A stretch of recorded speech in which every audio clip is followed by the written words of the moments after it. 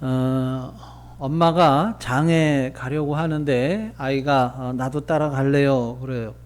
엄마가 만류를 합니다. 빨리 갔다 와야 되니까 너는 집에 있어라. 대신에 엄마가 올 때 네가 좋아하는 맛있는 거 사올게. 그 엄마는 이제 아이를 두고 장을 보러 갑니다. 근데 이제 집에 아이가 혼자 있으니까 아무래도 이제 그게 마음에 걸려서 부지런히 장을 보고 또 아이가 좋아하는 맛있는 것도 사가지고 집으로 바삐 돌아왔어요. 그런데 웬일인지 아이가 달려 나오지를 않아요. 보통 때 같았으면은 발걸음 소리만 들려도 엄마 하고서 뛰어나올 텐데 아무런 인기척이 없어요. 순간 불안해진 엄마가 아이의 이름을 부르면서 집안을 돌아보는데 보이질 않습니다. 더 이 불안해진 엄마가 마음이 급해서 어쩔 줄 모르는데 어디선가 인기척이 들려요. 가만히 들어보니까 옷장에서 소리가 납니다. 급히 달려가서 옷장 문을 활짝 열었더니 그 안에 아이가 쪼그리고 앉아서 두려운 눈초리로 엄마를 봅니다. 그러더니 엄마가 좋아하는 꽃병을 깼어요 하면서 으앙하고 울어버리는 거예요. 자, 여러분, 이 어린 아이에게 엄마를 피해라, 엄마를 피해서 숨어라, 이걸 누가 가르쳤을까요? 그 집에 아무도 없었는데 누가 이 아이에게 그걸 가르쳤느냐라고 하는 거예요. 이 아이에게는 뭔가 껄끄러운 것이 있는 거죠. 그것 때문에 사랑하는 엄마를 피하고 싶은 거예요. 그것 때문에 자유롭지 못하고 얼굴도 환히 펼 수가 없는 그 무언가가 있었다라고 하는 것입니다. 아무도 뭐라고 하지 않았는데 나로 하여금 늘 어둡게 살게 하는 그게 우리 안에도 있다라고 하는 것이죠. 그게 뭘까? 자, 하나님께서 세상을 창조하셨습니다. 어떤 마음으로 창조를 하셨느냐? 창세기 1장에 보면 하나님께서 매일매일 창조의 역사를 마치시고 보시기에 좋았더라라고 그날 하루의 일과를 마치셔요. 기분 좋게 만드신 거예요. 즐거워하셨어요. 그러더니 이 즐거움의 표현이 마지막 날 인간을 창조하시고는 절정에 이릅니다. 평일에는 보시기에 좋았더라 이렇게 하나님께서 말씀하셨는데 그날에는 보시기에 심히 좋았더라, 심히를 추가하셔요. 이게 뭔 뜻이냐? 자, 이 심정을 짐작해 볼 수 있는 대목이 창세기 1장 27절 이하에 이렇게 나오죠. 같은 창세기니까 한번 같이 읽겠습니다. 창세기 1장 27절에서 29절까지 시작. 하나님이 자기 형상 곧 하나님의 형상대로 사람을 창조하시되 남자와 여자를 창조하시고 하나님이 그들에게 복을 주시며 하나님이 그들에게 이르시되 생육하고 번성하여 땅에 충만하라, 땅을 정복하라, 바다의 물고기와 바늘의 새와 땅에 움직이는 모든 생물을 다스리라 하시니라. 하나님이 이르시되 내가 온 지면에 씨 맺는 모든 채소와 씨 가진 열매 맺는 모든 나무를 너희에게 주노니 너희의 먹을거리가 되리라. 예, 하나님께서 앞서 만드신 모든 것을 다 사람에게 주셔요. 야, 이것도 다 가져라. 마치 그 모든 것을 사람을 위해서, 인간을 위해서 만드셨다는 듯이 다 그들에게 주셨어요. 왜냐하면 그만큼 사랑하셨기 때문이죠. 그만큼 우리와 행복하게 지내고 싶으셨어요. 그래서 그 뒤로부터 이 성경의 주제는 하나님의 어떻게 보면 사랑 고백이에요. 내가 너를 사랑한다. 내가 너희를 사랑한다. 진짜다. 정말이다. 자, 그런데 어떻게 돼요? 서글프게도 그 사랑은 짝사랑이죠. 하나님의 짝사랑 스토리가 어떻게 보면 성경의 대부분을 또 차지합니다.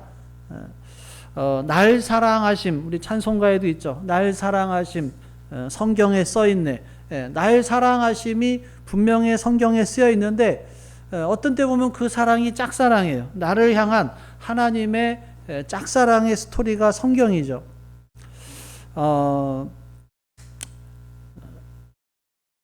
어느 부대에서 어떤 사람이 이렇게 사진을 봐요. 사진을 보는데 누구 사진인가 봤더니 물어보니까 세상에서 가장 이쁜 사람의 사진이래요. 얼마나 이쁜지 모르겠답니다.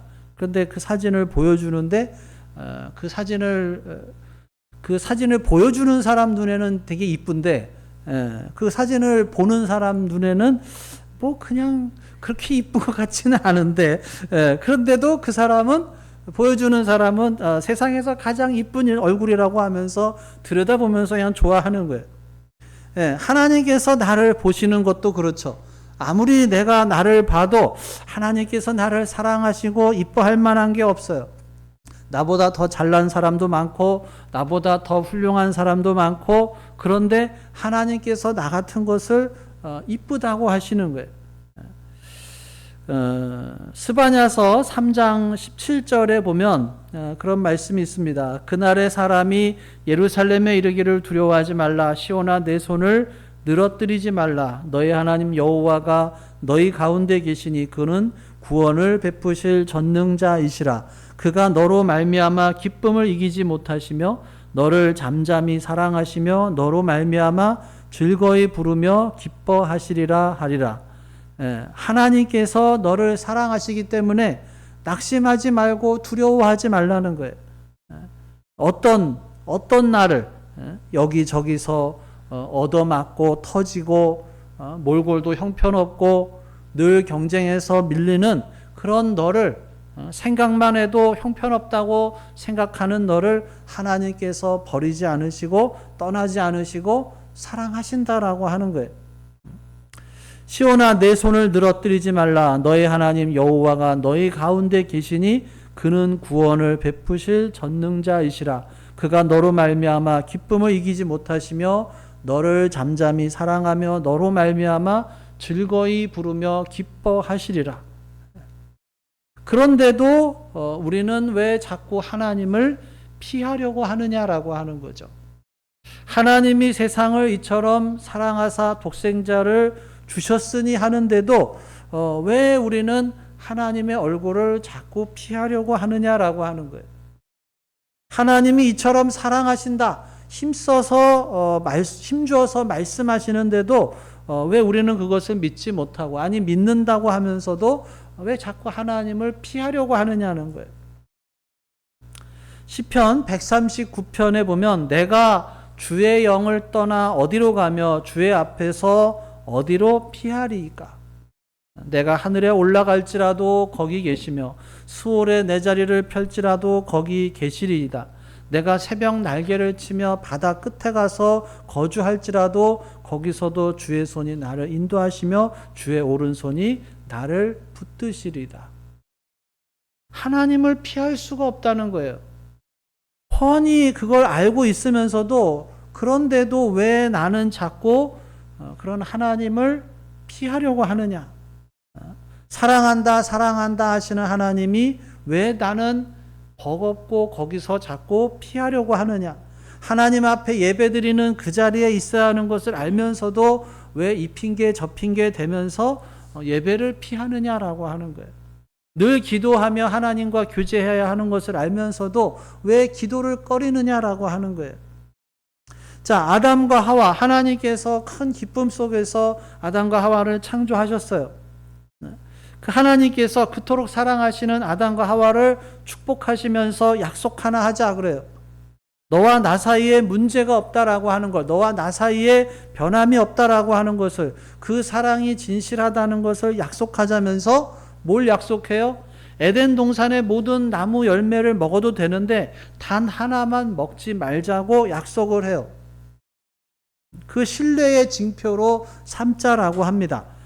그래서 아담과 하와는 뭐 까짓 거 눈에 들어오지도 않는 것이고 뭐 동산의 모든 열매는 먹어도 된다고 하시니까 그거 하나 정도는 못 먹어도 불편 없겠다 싶어서 하나님과 약속을 해요.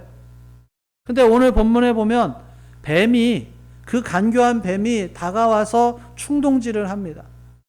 사람은 충동질을 당하면 멀쩡하게 잘 살다가도 충동질 당하면 또 자기가 제일 불쌍한 것처럼 느껴져요. 행복하게 살았었는데 참 자기가 바보같이 느껴지게 됩니다.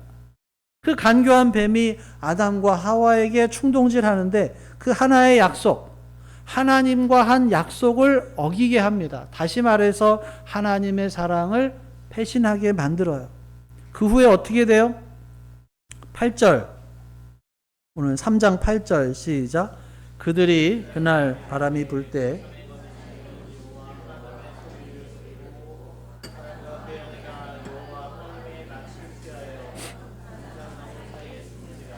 예.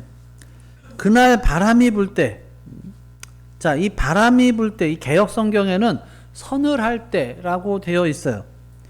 이게 무슨 뜻이냐면 대화하기 좋을 때라고 하는 거예요. 대화하기 제일 좋은 시간에, 데이트하기 정말 좋은 시간에, 교제하기 좋은 시간에 하나님께서 인간을 찾아와셨어요. 분위기 잡기 참 좋을 때라는 거예요. 그런데 아담과 하와가 숨어버립니다. 보이지가 않아요. 인기적 소리만 나도 뛰어 달려오던 이들이 나타나질 않아요. 데이트 장소에 나타나질 않습니다. 어디 있나 하나님께서 마침내 그들을 찾아냈는데 그 모습이 기가 막혀요. 아름답게 하나님의 형상대로 만들어진 인간이 초라한 무화과 나무 잎으로 아래를 가리고 숨어 있어요. 두 눈에는 두려움이 가득합니다. 얼마나 기가 막히냐는 거예요. 근데 여러분, 누가 이렇게 하나님을 피하라고 가르쳤냐는 거예요. 누가 무화과 나무 잎으로 자기 치부를 가리라고 가르쳤느냐는 거예요. 누가 하나님의 눈에 절대 띄지 말아라 이렇게 일러줬느냐는 거예요. 하나님이 너를 사랑하지 않고 하나님은 무서운 분이다. 너 같은 거 사랑할 리 없다. 빨리 하나님의 시선에서 사라져라. 누가 그랬냐는 거예요. 자, 처음의 이야기로 돌아가서 그 어린 것에게 세상에서 가장 좋은 엄마, 그것도 자기가 제일 좋아하는 거, 맛있는 거 사들고 온 엄마를 피해서 숨으라고 누가 일러줬느냐라고 하는 거예요. 그토록 사랑스럽던 엄마의 그 발걸음이 무섭게 느껴지게 만든 것이 과연 뭐냐는 거예요. 늘 보고 싶고 만나고 싶던 하나님을 피하게 만든 것이 뭐냐는 거예요.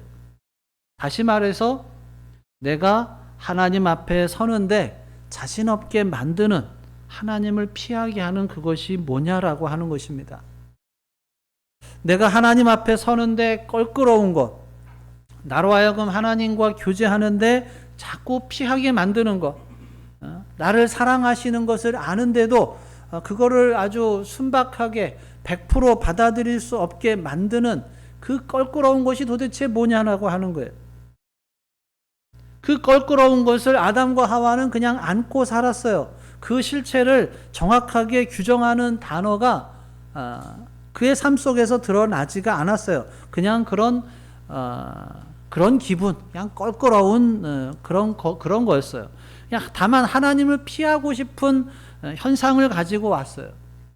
뭔가 부끄러워서 커다란 나뭇잎으로라도 자기를 가리고 싶었고, 그러면서 세상이 두려워졌고, 누군가가 자기를 해칠 것 같았고, 평화롭고 좋던 세상이 졸지에 두렵게 느껴지기 시작합니다. 그렇게 막연한 불안함 속에 살았는데, 자, 그런데 그의 아들 가인, 그 가인의 마음 속에 다시 이것이 꿈틀거리기 시작하니까 하나님께서 그것의 실체를 알려주십니다.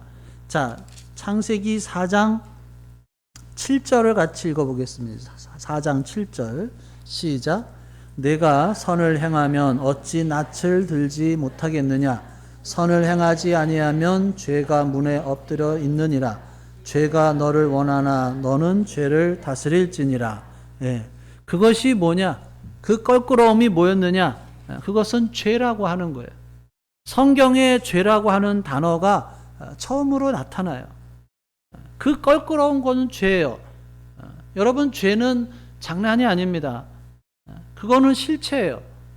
우리로 하여금 하나님을, 그토록 사랑한다고 하는 하나님을 피하게 만드는 것이 죄라고 하는 거예요. 숨게 만들어요. 모르는 척하게 하고 애써 고개를 돌리게 합니다. 그 죄를 해결해야 합니다. 그래서 예수님께서 공생애에 나서시면서 외친 첫 마디가 뭐예요? 회개하라, 천국이 가까웠느니라.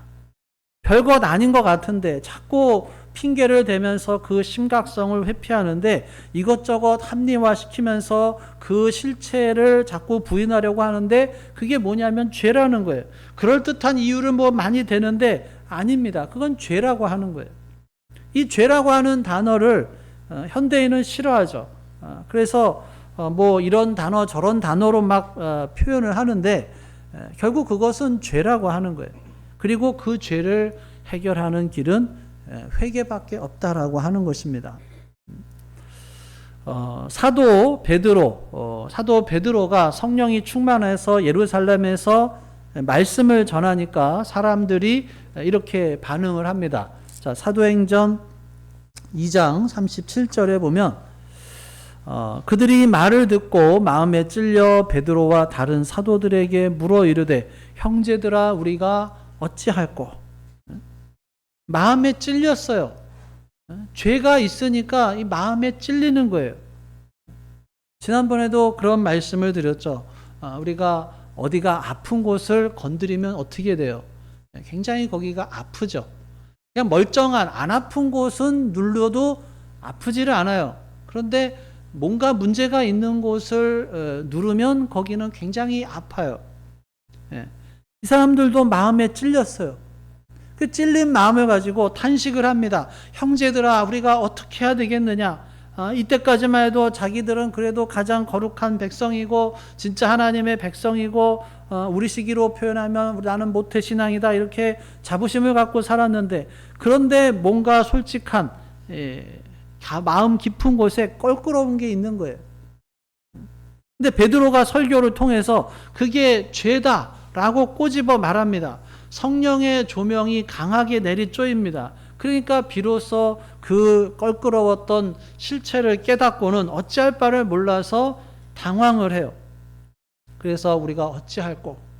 자, 베드로가 뭐라고 선포를 합니까? 38절 같이 읽겠습니다. 시작. 베드로가 이르되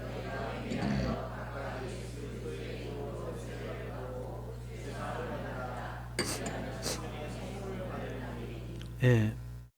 우리 사순절 둘째 주간입니다. 매일 시간을 내서 하나님 앞에 머리를 조아리며 또 기도의 시간을 갖는 여러분들에게 또 하나님의 말씀을 펼쳐들고 조금 더 하나님의 뜻대로 살고 싶어하는 여러분들에게 이 성령의 조명이 쪼일 수 있기를 간절히 바랍니다. 예. 사도 바울도 교만하기 짝이 없었고 오로지 남을 정죄하며 나만큼만 살아보라고 그렇게 외쳤던 이 사울을 꼬꾸라뜨려서 바울로 만든 그 성령의 빛이 내려 쪼일 수 있기를 간절히 바랍니다. 그래서 내 안에 깊숙이 자리 잡고 있고 늘 은밀하게 뚜렷한 이유도 없이 기도도 못하게 하고 예배도 자꾸 피하려고 하고 용서도 못하게 하고 섬김도 못하게 하고 괜히 하나님 말씀 들으면 속도 불편해지고 저항감도 생기고 했던 그 껄끄러웠던 것이 죄라고 하는 것을 알게 하시기를 바랍니다. 너희가 회개하고 돌이켜 너희 죄 없이 함을 받으라. 이같이 하면 새롭게 되는 날이 주 앞으로부터 이를 것이요. 회복되는 것은 회개밖에 없다라고 하는 것입니다. 이렇게 회개해서 사죄함을 받고 새롭게 되어서 하나님의 사람으로 또 예수님의 제자로 맑고 밝고 또 강건하게 살아가는 사순절 성도 여러분들 될 수 있기를 간절히 바랍니다. 기도하겠습니다. 오늘 주신 말씀 생각하면서 함께 기도합니다.